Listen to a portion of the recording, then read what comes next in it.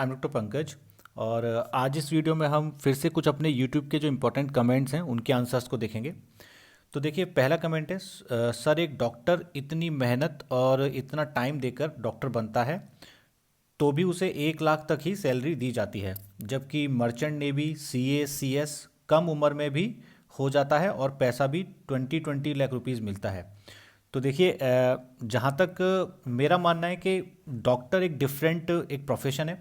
और अगर किसी को भी लगता है कि अगर डॉक्टर बनने के बाद उसको काफ़ी कम पैसे मिलने वाले हैं, तो ऑब्वियसली आप एमबीबीएस में मत आइए। डॉक्टर बनने की कोई भी आवश्यकता नहीं है, क्योंकि अगर आपको पैसे ज़्यादा कमाने हैं और आपको लगता है किसी और फील्ड में ज़्यादा पैसे मिल रहे हैं, तो आप ऑब्वियसली उसमें जाइए। अगर आपको लगता है कि सी ए हो गया, सी एस हो गया, ये लोग अगर ज़्यादा पैसे कमा सकते हैं, तो ऑब्वियसली आप उसमें जाइए। डॉक्टर बनना है तो मैं हमेशा एक बात बोलता हूँ कि डॉक्टर के लिए सबसे बड़ी इंपॉर्टेंट चीज़ है कि पहले आपका इंटरेस्ट होना चाहिए। अगर आपका इंटरेस्ट है, आप डॉक्टर बनना चाहते हैं, तभी डॉक्टर फील्ड में आइए। क्योंकि डॉक्टर में अगर सपोज करो आप डॉक्टर बन गए और आप उतना पैसा नहीं कमा पाए जितना आपने सोचा था, तो फिर आप फ्रस्ट्रेट हो जाओगे और आप भी फिर इसी तरीके से समाज में निगेटिव बातें बोलते चले जाओगे। Next question, sir after DNB और MD dermatology how much one can earn in government hospital of Odisha. देखिए, गवर्नमेंट हॉस्पिटल कहीं का भी हो, गवर्नमेंट हॉस्पिटल में जो सैलरी होती है ना, वो ऑलमोस्ट फिक्स्ड होती है, चाहे आप किसी भी डिपार्टमेंट में एमडी या एमएस कीजिए। जैसे कि मैं अपने पिछले वीडियोज़ में भी कई बार बोल चुका हूँ कि जो एसआर की जो सैलरी होती है वो वेरी करती है 70,000 पर मंथ से लेके 1,20,000 पर मंथ तक। ये डिफरेंट डिफरेंट है और हर जगह के हिसाब से अलग अलग है। उसी तरीके से जो असिस्टेंट प्रोफेसर्स होते हैं उनकी सैलरी फिर एसआर से और 15-20 हज़ार ज़्यादा होती है। तो इसी तरीके से जो मैक्सिमम सैलरी पर गवर्नमेंट सेटअप में थोड़ी लिमिटेड होती है, क्योंकि वहाँ पे आपको सरकार एक सैलरी देती है। तो गवर्नमेंट हॉस्पिटल कहीं का भी हो, आप एसआर का तो मान के चलो 70,000 से लेके 1,20,000 तक पर मंथ की सैलरी मिलेगी। सर केजीएमयू में schedule caste physically handicapped candidate की कितनी सीट है? या देखिए, ये मुझे एग्जैक्ट तो नहीं पता, पर किसी को भी अगर ये बातें पता करनी है ना, तो आप जो नीट का जो प्रोस्पेक्टस होता है तो उसको अच्छे से रीड कर लीजिए। और mcc.nic एमसीसी जो एमसीसी की जो वेबसाइट है ना, उस पे जाके आप लोग ये वाली इंफॉर्मेशन ले सकते हैं। और अगर उससे भी एक और आसान तरीका है कि जब काउंसलिंग का रिजल्ट आता है ना, तो उस रिजल्ट के अंदर आप क्या कीजिए, आप उसमें खुद भी काउंट कर सकते हैं कि केजीएमयू के अंदर जो फिजिकली हैंडीकैप्ड हैं, शेड्यूल कास्ट के कैंडिडेट, उनकी कितनी सीट्स हैं। नेक्स्ट क्वेश्चन है, सर एमबीबीएस डॉक्टर को महाराष्ट्र, पुणे या मुंबई में ज़्यादा सैलरी मिलेगी या एमपी, इंदौर में? देखिए, मेरा थोड़ा महाराष्ट्र का और साउथ इंडिया का एक्सपोजर कम है, बट हाँ, ये मुझे पता है कि वहाँ पे जो सैलरी मिलती है वो नॉर्थ इंडिया के कंपैरिजन में काफ़ी कम होती है। ऐसा काफ़ी लोग मुझे बोलते हैं। और जहाँ तक एमपी की बात है, तो एमपी में हो सकता है कि मुंबई से आपको ज़्यादा मिले, बट नॉर्थ इंडिया, दिल्ली और यूपी से कम मिलेगी। तो अगर आपको ज़्यादा सैलरी चाहिए तो फिर आप नॉर्थ इंडिया की तरफ आइए। नेक्स्ट है, सर क्या हम लोग एमबीबीएस, एमएस, एमसीएच करने के बाद यूपीएससी सीएमएस एग्जाम दे सकते हैं? बिल्कुल दे सकते हैं। देखिए, जो यूपीएससी सीएमएस का जो एग्ज़ाम है उसकी मिनिमम क्वालिफिकेशन है एमबीबीएस।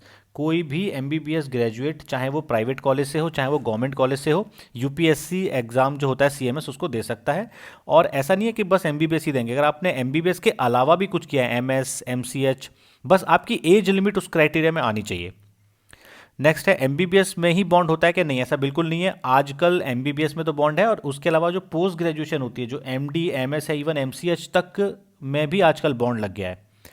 नेक्स्ट क्वेश्चन है, sir I am in 10th standard and I try to prepare for NEET, please tell me NCERT books whose related topics to NEET please. देखिए, जो एक तो आप जब नीट के लिए प्रिपेयर कर रहे हैं, तो जो 11th-12th की जो एनसीईआरटी की जो बुक्स हैं उनको तो आपको अच्छे से पढ़ना ही है। उसके अलावा उसके एमसीक्यूज़ भी सॉल्व करने हैं। मार्केट में बहुत सारे एमसीक्यूज़ हैं, कोचिंग सेंटर्स के नोट्स हैं, बहुत सारी बुक्स हैं, लाइक फिंगर टिप्स है, तो उनको आप पढ़िए और उसमें से एमसीक्यू सॉल्व कीजिए। नेक्स्ट क्वेश्चन है, hello sir, I am third year dropper student of NEET and still I am not getting more marks above 400. Sir, please tell me how can I increase my marks up to 650?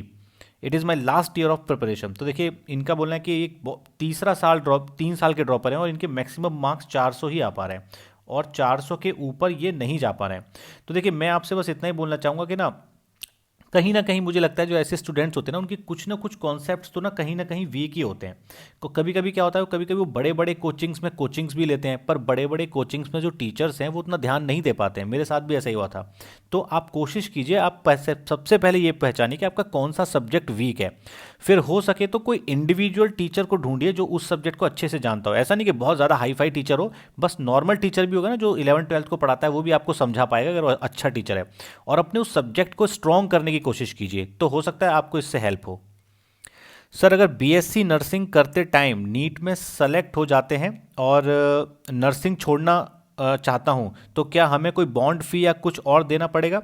देखिए, इनका question है कि BSc nursing कर रहे हैं और ये BSc nursing को छोड़ना चाह रहे हैं। तो देखिए, चाहे कुछ भी हो, चाहे आप बीएससी कर रहे हो, एमएससी कर रहे हो, एमबीबीएस, अगर आपका कोई बॉन्ड है तो वो आपने ज़रूर जब आपने एडमिशन लिया होगा ना, तब उस बॉन्ड को साइन किया होगा। और तो आप ये अपने कॉलेज में जो क्लर्क होता है ना, उससे जाके पता कर सकते हैं इस चीज़ के बारे में, वो आपको पूरी जानकारी दे देगा। सर यूरोलॉजिस्ट कैसे बनते हैं और कौन सा कोर्स करना पड़ता है यूरोलॉजिस्ट बनने के लिए? तो देखिए, जो यूरोलॉजिस्ट जो होता है, सबसे पहले तो एक तो होता है जो डीएम होती है यूरोलॉजी के अंदर, एक तो होती है डीएम और एक होती है यूरो सर्जरी के अंदर एमसीएच। तो एमसीएच और डीएम में इतना अंतर है कि जो डीएम कोर्स होता है उसमें ऑपरेशन नहीं करता है, उसमें आप मेडिसिन के साथ ट्रीटमेंट करते हैं, और जो एमसीएच जो कोर्स होता है उसमें सर्जरीज की जाती हैं। तो इनकी क्वालिफिकेशन क्या है? सपोज करो आपको डीएम यूरोलॉजिस्ट बनना है, तो डीएम यूरोलॉजिस्ट के लिए आपको सबसे पहले एक तो एमबीबीएस की डिग्री चाहिए।